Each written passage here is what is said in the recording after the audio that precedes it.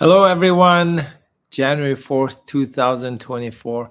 Happy New Year. Hopefully, it's been a good start to the new year. And today, guess what? We're going to do a deep dive video into one of our favorite subjects, Spousal Open Work Permit. And this is a live session. So, as usual, unedited, no special effects, just the truth, just like the rest of all of our videos posted on our YouTube channel.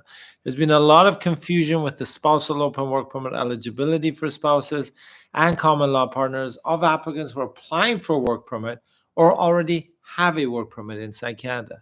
Since early 2023, the Canadian government, the Immigration Department known as IRCC, has updated the eligibility criteria for whose dependent can apply for a work permit. It's a little bit more tricky than previous years.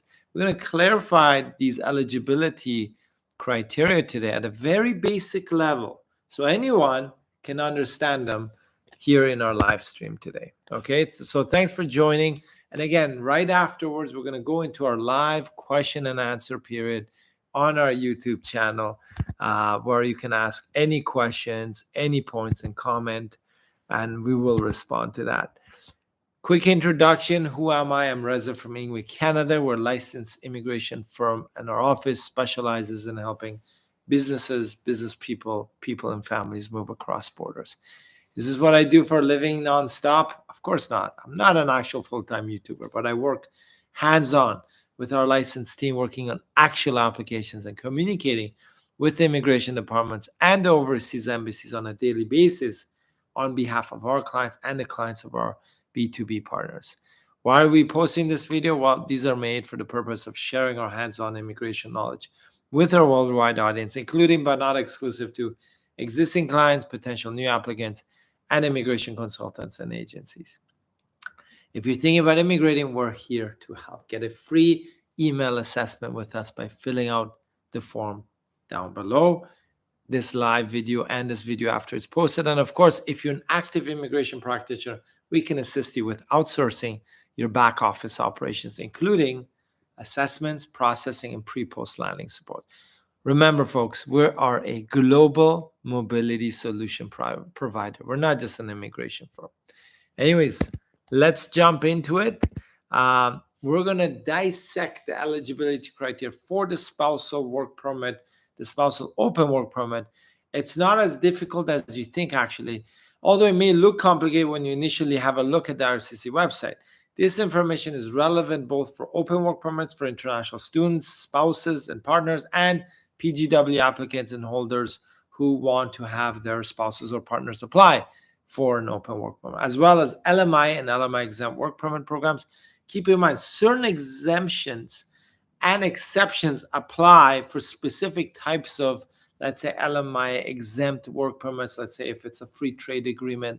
But we won't be able to cover everything in this short live stream today, but we will cover the majority of the criteria that pertains to most applicants who are looking to have their spouse or partner join them with an open work permit in Canada, or apply for an open work permit if the spouse or partner is already inside Canada with a different status.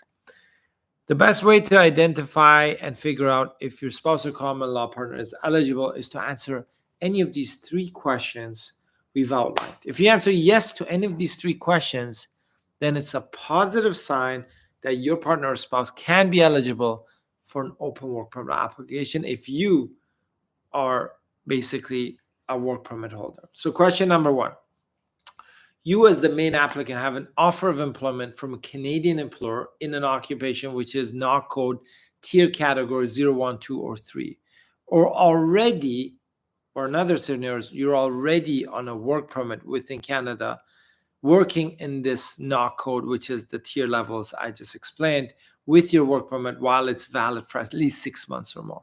Okay. So, and if you know your NOC code for your occupation, that's a National Occupation Classification Code. Okay. So basically you can search NOC code search. We'll post it on our website as well, but just put NOC code Canada search and it'll take you to a Service Canada website where you can search for your National Occupation Classification Code. If you already know it, or if you're going to find out, then the second digit in your NOC code will define your tier level, which is the skill level for your occupation. And this is important because I just mentioned, if you are in an occupation in skill level tier category 0, 1, 2, or 3, and that's in the second digit, if it's 0, 1, 2, or 3, then of course you could be eligible if your work permit is valid 6 months or more for your spousal partner to apply for an open spousal work permit. If it does not have this number in the second digit, your spousal common law partner will not be eligible for no permit unless you answer yes to the next question. Okay, so your offer of employment or current job in Canada, okay, is in a NOC code occupation which falls in the lower skill level category, not 0, 1, 2, 3, but actually tier levels 4 or 5. So in the second digit in your NOC code for your occupation, it's either 4 or 5.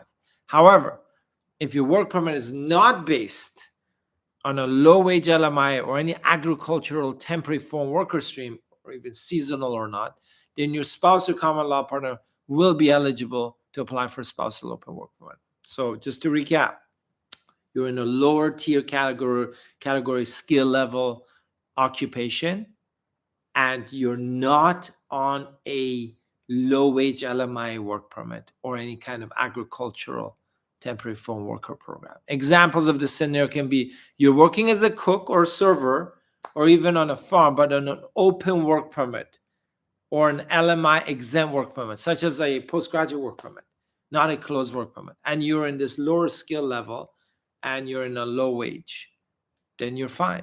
Then the wage does not matter in that case. However, if you do have a closed work permit and you're working as a cook, right, and it's in a low-wage LMIA work permit, then unfortunately your spousal partner will not be eligible for spousal open work permit. How do you know if it's a low-wage LMI? Check your LMI and work permit, and you can also verify the wage in the province. There's a high and low wage threshold. It's not specific to your NOC code. It's specific to the LMIA that was applied for you through your employer, whether it was high wage or low wage. Each province has their own high and low wage threshold, and we're posting the link on our website where you can check it out. Okay, so if you're in a low wage LMIA work permit and you're in a low skill level NOC code, then unfortunately you and your spouse or partner will not be eligible at this time to apply for spousal open work permit. There's one exception to the applicants who are in a low-wage LMI or agricultural foreign worker stream, which is the basis of the next question. Question 3, you hold a work permit, even if it's low-wage or agricultural farm worker, but you have applied for your PR application under any program. So it could be agriculture, the agri-food pilot, or a provincial nominee program. And you have an acknowledgement of your federal PR application with the IRCC and a file number. Then you are actually exempt from number 2 that we just discussed, and your spouse or your common law partner are actually eligible to apply for spousal open work, which means even if you're in a low-skilled, low-wage LMIA and a farm worker or not, if you have a PR application under process with the file number and acknowledgement from IRCC, that creates an exemption where that means your spouse or partner can apply for an open work permit. Remember, we're always posting about these key details for IRCC's new programs and other immigration programs for professionals and entrepreneurs. And if that's what you're interested in, you can subscribe to our YouTube channel for more deep dive videos. Keep in mind, for all of the above scenarios, those 3 questions we asked you, you should either already have a work permit valid for 6 months or more, or be applying together with the rest of your family members, in which case IRCC will first make a decision on your application.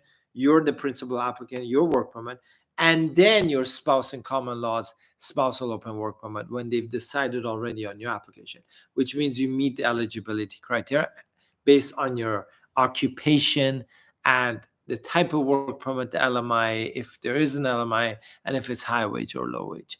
Never forget that the genuine relationship between you and your spouse or common law partner are basic criteria which should always be met, no matter what your job is or where you're applying from. Marriage certificate or proof of common law status. Girlfriends and boyfriends don't count, unfortunately, as per the IRCC, although most relationships start that way, and we understand. Also, dependent children's study permits are not restricted by these eligibility criteria for spousal open work permit. So even if you're on a low-wage closed work permit or a farm worker based on a low-wage closed work permit without a PR application and process, your dependent children are still eligible for study permit inside Canada. Keep that in mind.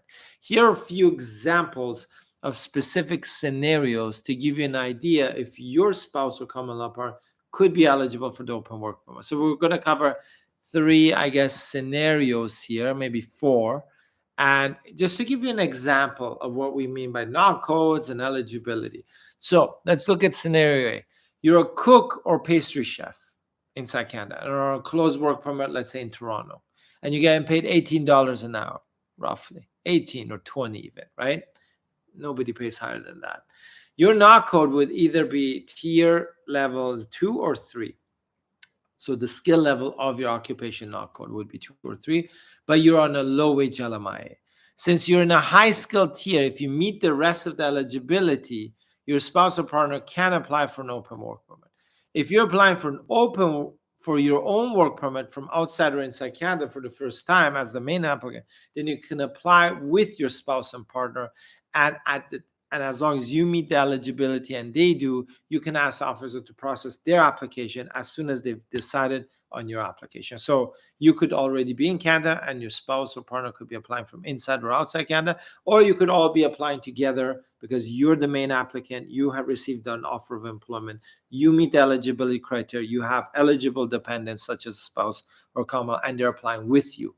Because when you are approved, then you meet the eligibility that allows the officer to continue to process your spouse and partner. Scenario B, you're a farm worker on a low-wage LMI work permit inside Canada and also applied under the Agri-Food Pilot Program or maybe the Ontario Provincial Nominee in-demand occupations for your PR.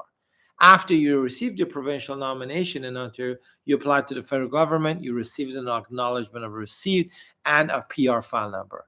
You can have your spouse or partner now apply for an open work permit. Before that, you would not be eligible for your spouse or open common law partner. Scenario C, you are a store or customer support clerk on a closed LMI work permit in Manitoba, being paid $16 an hour.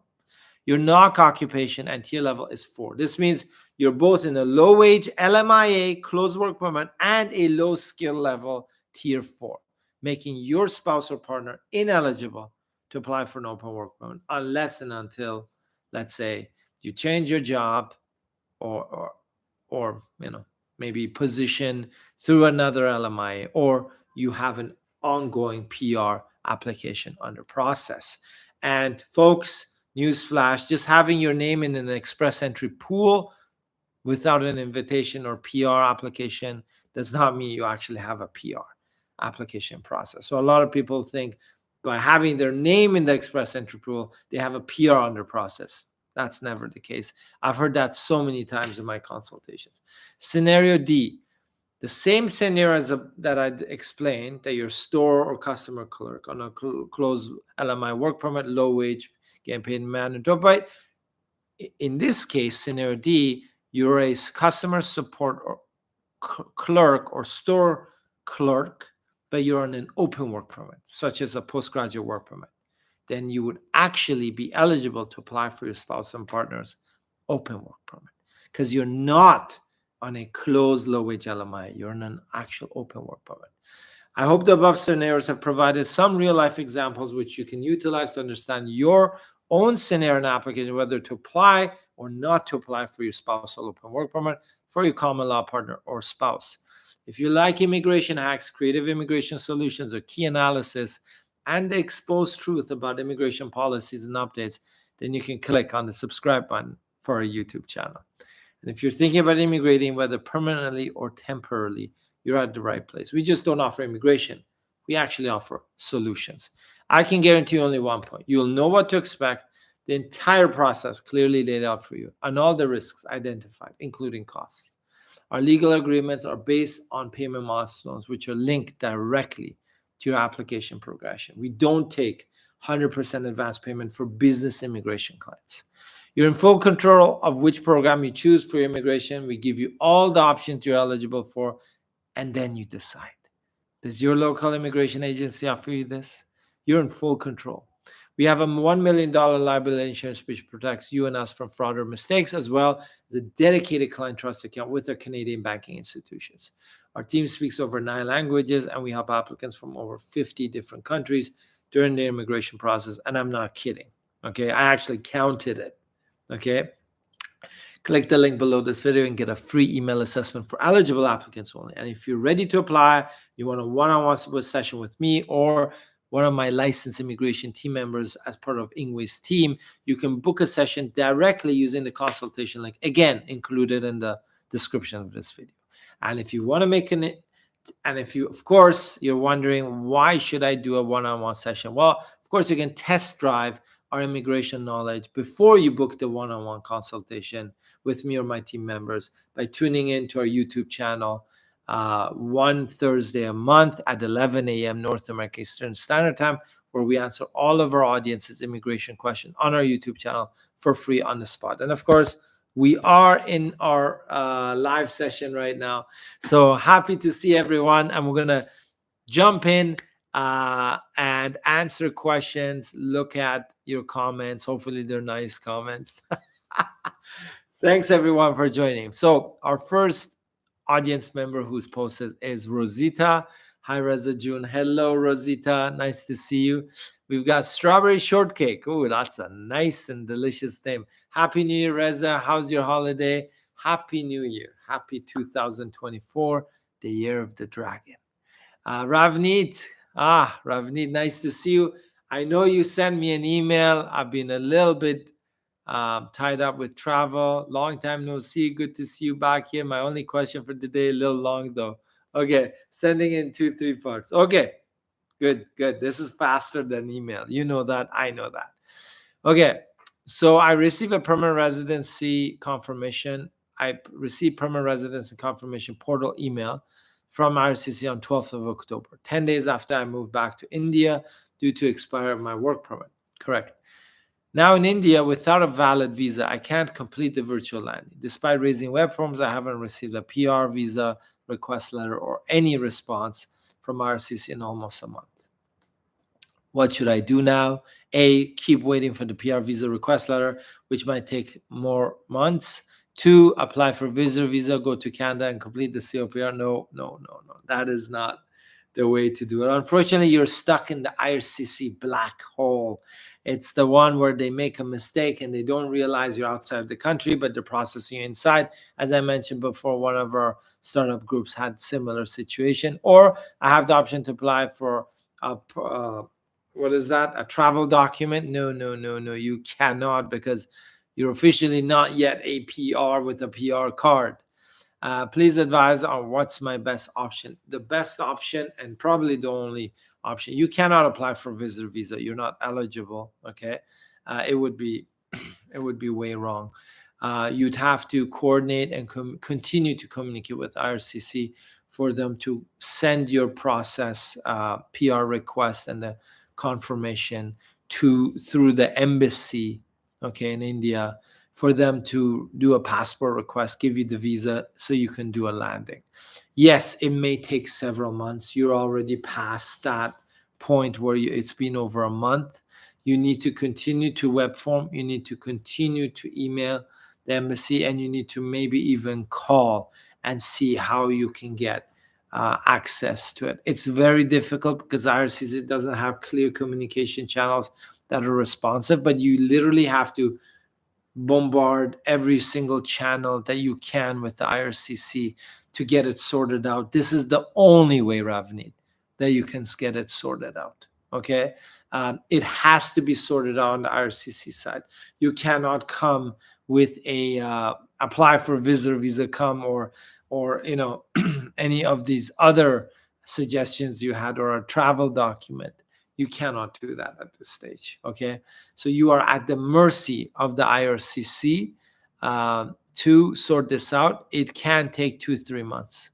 Okay, so but you need to keep on pushing. Okay, until, let's say, March, and I'm pretty sure it'll be sorted out. They were in holiday mode. They're just getting back literally this week. So within January, February, you should hear back, but keep on pushing. IRCC is a bit lazy, disorganized, and nobody has a clue what's going on there. So continue that same channel, same route. It will take some time. So your patience is highly appreciated. On behalf of the Canadian government, we like to thank you for your patience. Strawberry shortcake. Reza, can you make a video discussing about Canadian digital nomad visa? How about if I already have a valid visitor visa, what to do next? Strawberry shortcake, we've actually made a video about the digital nomad visa. Put digital nomad visa Ingwe, and definitely you'll see me on one of the videos. Have a look. And basically, if you want me to reduce that 10-15 minute video to 30 seconds, here it is. The digital nomad visa is just a visitor visa. There's not much of a big difference. If you already have a visitor visa, it's the same as you're already a digital nomad. Okay, so there you go. 30 seconds. I just summarized everything for you in this in that. But yeah, search the video, have a look at it. I get into a bit more insight into why they did it and why they're lazy, why they didn't actually create a digital nomad visa by itself. Tushar Jagtap. Sir, what is the processing time as now for Spousal Open Work Permit? My biometric has been updated on 19th October, but still did not get a medical request. Please help for some updated info. It can take anywhere around 4 to 5 months in certain cases. I've seen shorter, but usually 4.5 months for certain regions of the world. Okay, so October, November, December, Jan. So probably by February, you should have some news. Stephanie Youssef, Happy New Year. Yes, thank you, Stephanie Youssef. Happy New Year. Happy 2024. Hopefully, it'll be a better year. I mean, maybe the same. Who knows? Angel, Happy New Year, Reza. Happy to see you. Angel, nice to see you. It's been a long time. Angel saying, if a student is part of a PR application as a dependent, okay, then while applying for student direct stream visa, should he mention this in the statement? Oh, yeah, of course. Oh, in the statement of purpose. No, you don't need to issue that in statement of purpose. The statement of purpose or letter of intent or whatever you call it, you're focusing on your studies. On the form, application forms, you're saying, oh, yeah, by the way, I have an ongoing PR application number. And this is dual intent. So in your explanation, that maybe a legal submission, you talk about dual intent. But you will not talk about it in a letter in the study plan or statement of purpose. No, you don't do that. The intents of both applicants are contradictory. Well, it's called dual intent. So in the legal submission, an explanation letter, yes. On the forms, you have to declare you have an ongoing PR file. Otherwise, you'll be hit with misrepresentation. But we actually have a file just like that, Angel. So yeah, that's what we're doing. Khashayar Maliki. Hello, Reza. Happy New Year. Happy New Year, Khashayar. My question is, what is the usual questions in ADR2 in startup visa process? I have already answered and applied first round of questions.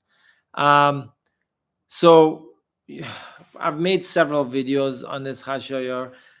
Basically, the first round of questions, as you've seen, is mainly about your personal information, financials, criminal, updated forms, residences, family, plus company registration, and maybe a updated business plan. Okay. And then the next round, if there's a next round, probably yes, maybe not. They'll ask you more details about your business, what you've done, what are the roles of the co-founders, if you've had any pilot projects, collaborations, customers, the investment amounts, what progress you've made in your business development, in your product or solution development. So I have a video on startup visa and how it's being processed, and you can definitely search for that. And we've gone through a whole bunch of questions there. You can find the article on our website, just search, or on our YouTube videos. Ravneet, when you say embassy, you mean Indian Embassy, New Delhi, or IRCC? Well, Ravneet, I mentioned everyone. So you're going to communicate with IRCC in Canada, web forms, or whatever channel you have, plus the embassy that you made this request that they would process your confirmation of PR through the embassy because you're overseas. Okay, because there's no other way. They need to request your passport, process the visa for your PR, then you land, and you land as a PR. So the embassy, at least they're aware, right? So if they have any info, they'll reply to you. If they don't, well, you're pushing IRCC on the other end. As I said, this will take months. It took several months for our clients in the same situation. Strawberry shortcake, although they did have visitor visas, but they didn't want to come in until they have their PR. But IRCC, for some reason, thought they were there in Canada, although they didn't even have a work permit like you. So quite a mess, I would say. Strawberry shortcake. Oh my God, you've confirmed what I was thinking. Haha, IRCC is funny on digital nomad visa. Just trying to join the trend, yet it's just a visitor visa. Exactly, strawberry shortcake. Take a look at the video I said where I made it. I was actually in Alberta when I made it. And that's exactly what I said. I said, they are so lazy. They didn't even think about creating a program. I think the minister just announced something. It sounded so cool because every other country had it. Spain has it. Portugal has it. So many people have it, right? And Canada's like, yeah, we got to do that. And then they actually have it on the IRCC website.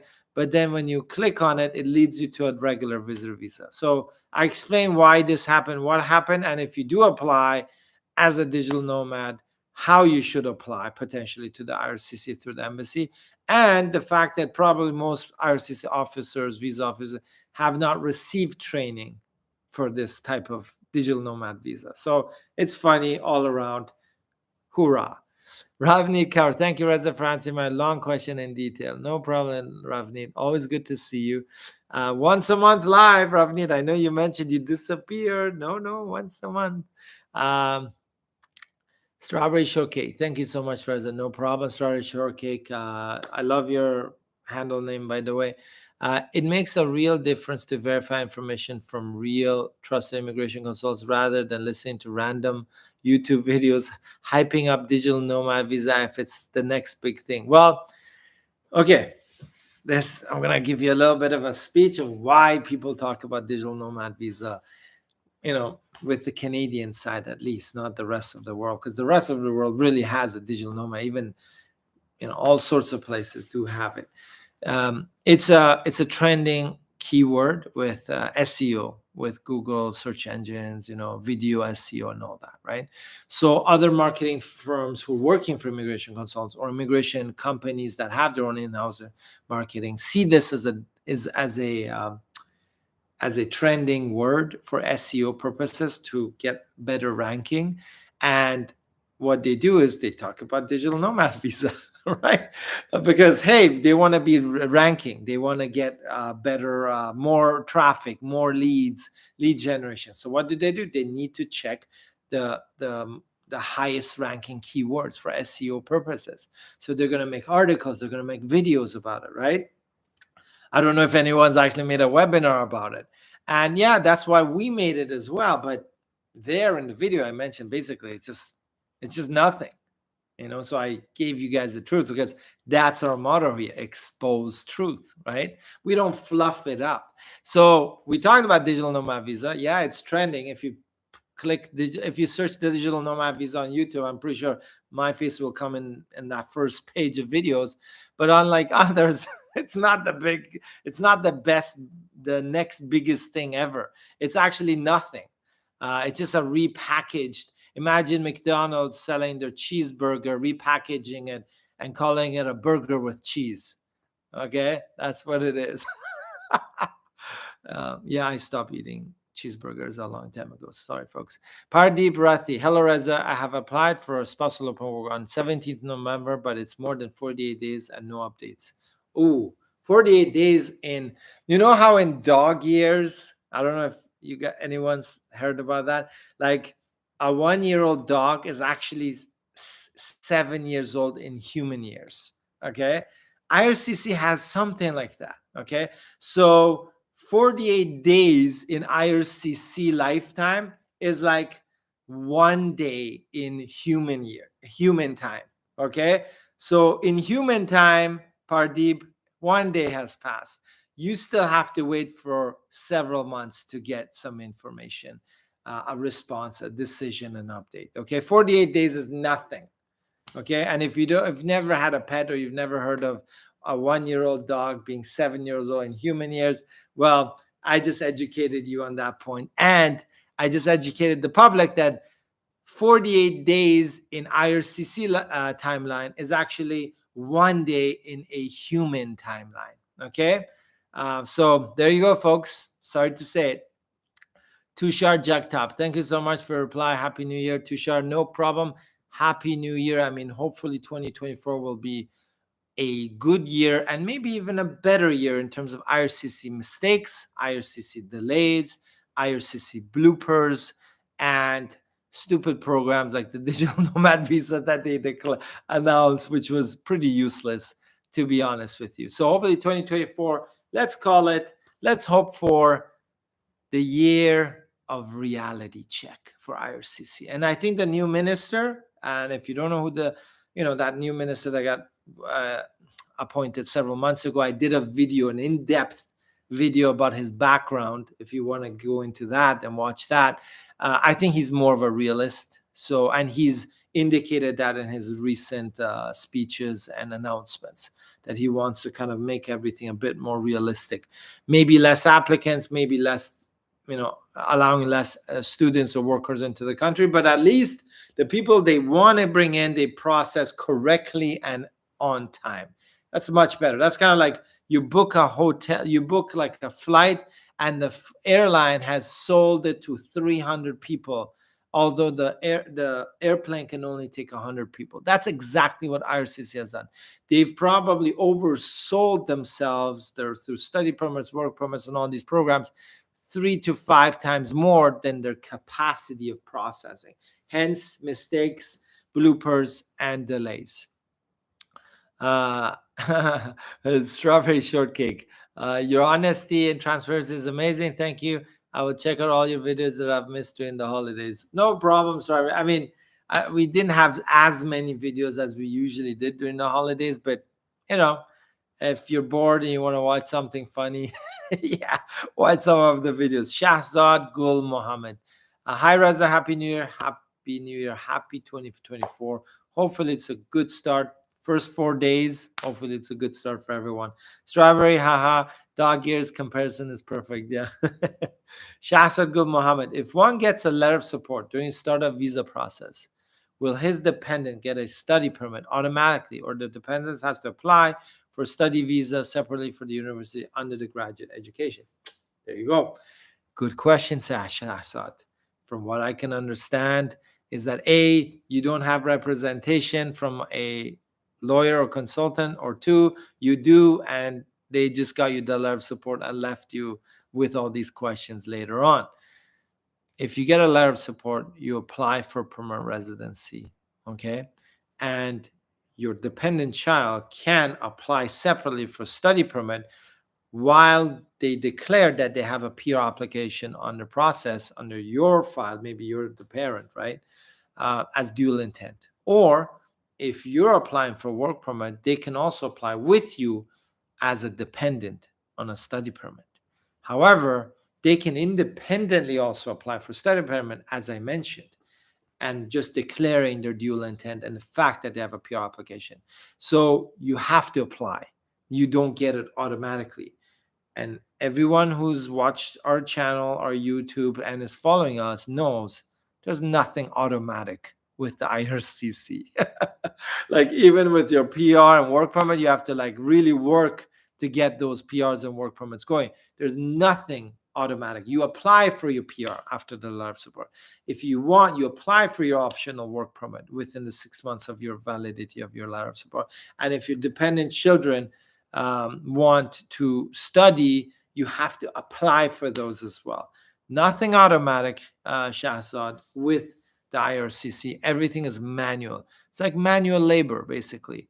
I call it immigration slavery. That's a new term we've just made up, folks. Immigration slavery. That's what IRCC does to all of us. Strawberry shortcake. Reza, it's true that a lot of immigrants are leaving Canada for the, what is it? past year. I would say no. I think there's a lot of clickbait online about that, like why we're leaving Canada and all that. Many people who get their citizenship after living here, meeting the eligibility of citizenship from permanent residency, do consider moving out for career opportunities, higher salary, maybe more sunshine, better quality of life, or going back to their country of birth, maybe, right? So that trend I've seen. New immigrants coming and leaving, not as much. They do exist. I've come across many, but it's not as significant as you, let's say, as they make it seem to be on, all this clickbait social media stuff. However, when everyone gets their passports, yes, I've seen a rising trend, because of the cost of living increases and other factors. That's why. So another SEO thing, or expectation not met, expectation versus reality. Well, the thing is, yes, there is a huge gap between expectations of what Canada has to offer and what immigrants are considering when they come in. Though, if you have family or friends here, it's easier to settle, and that expectation is a little bit more aligned. If you're just coming here for the first time, you've never visited even before as a visitor, and you don't have any friends or family to kind of connect with them when you arrive, then it's much more difficult, and it can become a difficult settlement process, Robert. And what happens is exactly that, expectation is not aligned, and sometimes they're like, what's happening here? But it's not as high as people may make you think it is. With, as I said, when they get their passports and citizenship after 3, 4, 5, whenever they're eligible, many people do leave, but many people stay here, and some people even leave after they retire and get their pension. So I know many people from India, for example, they'll work 20 years in Canada, and then they'll get their pension, and then they'll go back home to India, and then just live off the Canadian dollar pension. So there's all sorts of ways you can think about it, but in general, it's not bad. Canada medicals and biometrics, hold on, done for PR be used for student direct stream visa if valid? Can the medicals and biometrics? The biometrics, no. During COVID it was, but no. The medical, I believe you can. Do the medical, Angel. You have to validate that again. I may have to check that with our office, but I believe you can do it with the medical, but not right now with the biometric. Thank you for insightful response. Yes, no problem. Folks, if there's any questions, let me know. Otherwise, of course, we'll disappear, and we'll be back in another live session during January. And we're here one Thursday a month, live, answering questions. Shahsat Gul Mohammed, thanks, Reza. If SUV process is just started and letter of support is yet to come, and one dependent is applying for University of Education for fall 2024, does the dependent need to mention his application? No, you don't have the letter of support. You have not applied for you and your family's permanent residency. Therefore, you do not have an ongoing PR application. Therefore, there is no dual intent. So you apply for a study permit independently, has nothing to do with it. Later on, let's say, you're applying for anything else later after you have your PR file, your PR application and process, you do have to declare. But before the letter of support and before the PR, because if you don't have the letter of support, you're not applying for a PR work permit. Your study permit is just a study permit. The IRCC has no idea that you're planning to apply for PR, because they don't see the letter of support before it's issued. And even if it's issued, they don't see it in their system till a PR is applied and matched with the letter of support. So there you go, Shahzad. I hope you have clarified your question there.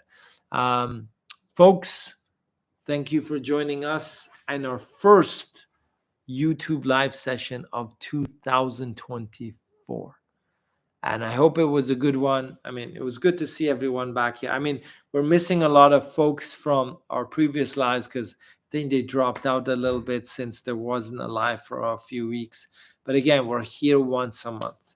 Subscribe, and then you will know when we're live, so you can join us, ask your questions, and to the best of our ability, we'll respond. Strawberry Shortcake, thank you, Reza. Looking forward to your next live.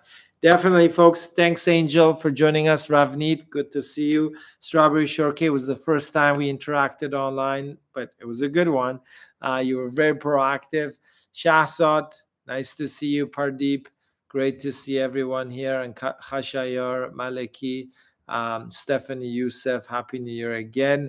Tushar Jagtap, and Rosita. Thank you, folks. Oh, yeah, Shahzad has one more question. But if letter of support arrives before the start of studies, will it affect anything? No. After the IRCC or the embassy issues the decision on the study permit application, that's it. After the fact, after you're a student and you apply for PR, you have to mention for your child that they have they applied for a study permit, or they got refused on visitor visas and a study permit, but the second attempt they got a study permit. On the PR, you have to declare your study permits and all your applications, whether they were approved, refused, for all the countries, not just Canada. So keep that in mind. Donna Marduk, thank you, Reza. Talk to you soon. Thank you. Your live is just once a month here on. Yes, Angel. Unfortunately, yes. There's a lot going on in the back office. We got to take care of everything, right? So, Ravneet, have a great day. Thank you. Thanks, everyone. Great seeing everyone. See you next time. Yes, subscribe to the channel. You'll get a notification of our live. And if you feel like it, and if you're not watching some crazy movie or show that you love and want to know more about Canadian immigration, or ask your question or a friend's question or a family's question, we're here to help. When is the next live session, Shahzad? Sometime in January. We don't know exactly when, but probably towards the end of January, we'll have another live session, potentially, right? So no worries, folks. Thanks again. And again, great start to 2024. Great seeing everyone again. Stephanie Youssef, thank you as well. Have a good one. Enjoy. Stay safe. And remember, the IRCC is always making mistakes and always making your life more difficult than it should be. But it shouldn't be that way. Take care, folks. Have a good one. Bye-bye.